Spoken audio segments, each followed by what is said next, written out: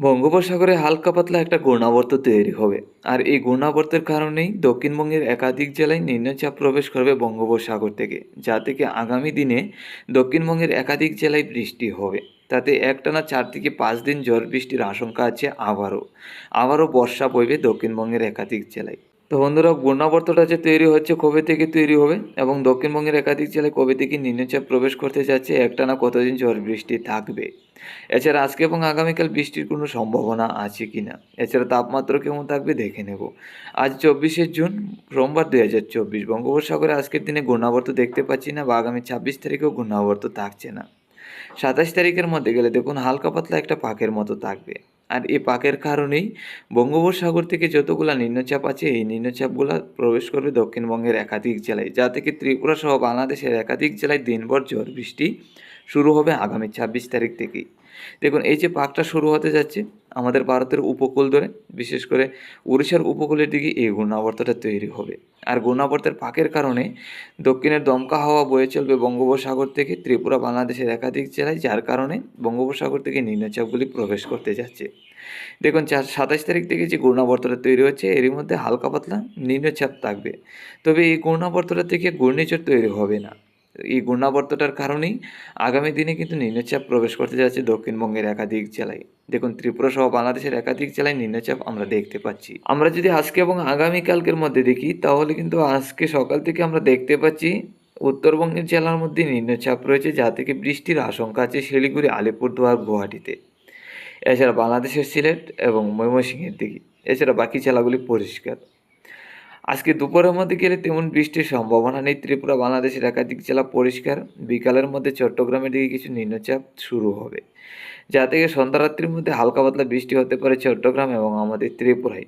তা থেকে বৃষ্টির আশঙ্কা খুবই কম, বৃষ্টি নাও হতে পারে, তবে বৃষ্টির সম্ভাবনা আছে। মধ্যরাত্রির মধ্যে গেলে আমরা দেখতে পাচ্ছি বাংলাদেশের রংপুর, এছাড়া শিলিগুড়ি, আলিপুরদুয়ার, গুয়াহাটি এসব জেলার মধ্যে বৃষ্টি হবে। এছাড়া বাকি জেলাগুলি পরিষ্কার থাকবে। আগামীকাল সকালের মধ্যে গেলে উত্তরবঙ্গের জেলায় বৃষ্টির আশঙ্কা আমরা দেখতে পাচ্ছি। তাতে শিলিগুড়ি, আলিপুরদুয়ার, গুয়াহাটির মধ্যে হালকা থেকে মাঝারি বর্ষণ।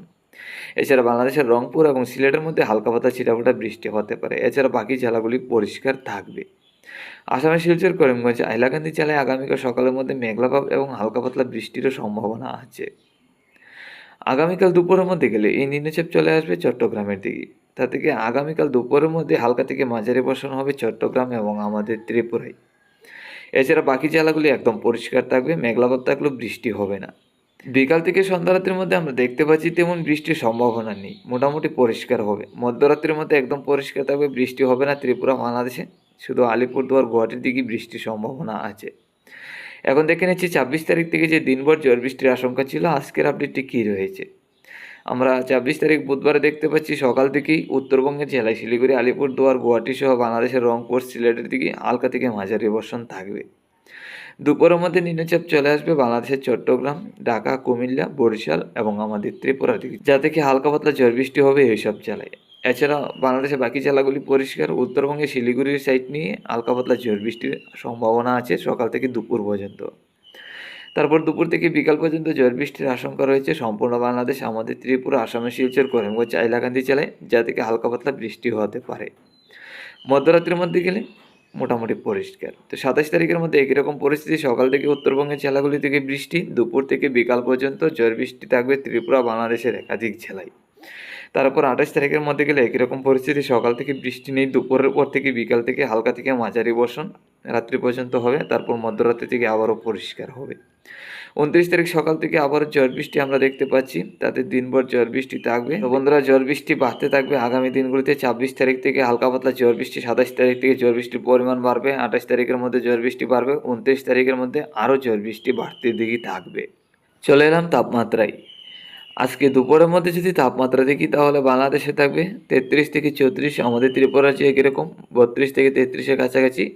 আসামের শিলচর, শিলিগুড়ি, আলিপুরদুয়ার, গুয়াহাটি সাইড নিয়েও একই রকম পরিস্থিতি দেখতে পাচ্ছি, 31 থেকে 32-এর কাছাকাছি থাকবে। আগামীকাল দুপুরের মধ্যে তাপমাত্রা 32 থেকে 33, মোটামুটি 33 থেকে 34-এর কাছাকাছি থাকবে বাংলাদেশে। আমাদের ত্রিপুরা রাজ্যে 32 থেকে 33, আসামে শিলচর, করিমগঞ্জ, হাইলাকান্দি জেলায় 30 থেকে 32, শিলিগুড়ি, আলিপুরদুয়ার, গুয়াহাটি থেকে 30 থেকে 31। তারপর 26 তারিখ থেকে তাপমাত্রাটা কিছু কমার সম্ভাবনা আছে। দিনভর বৃষ্টি থাকার কারণেই কিন্তু দুপুরে তাপমাত্রাটা কিছু কমবে। 26 তারিখ থেকে 29 তারিখ পর্যন্ত 28 থেকে 29-এর কাছাকাছি থাকবে।